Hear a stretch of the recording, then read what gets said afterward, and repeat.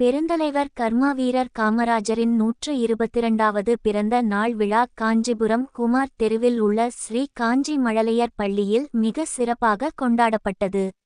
LKG குழந்தைகள் காமராஜர் போன்று வேட்டி, சட்டை அணிந்து காமராஜரின் படத்திற்கு மலர் தூவி மரியாதை செலுத்தினர்.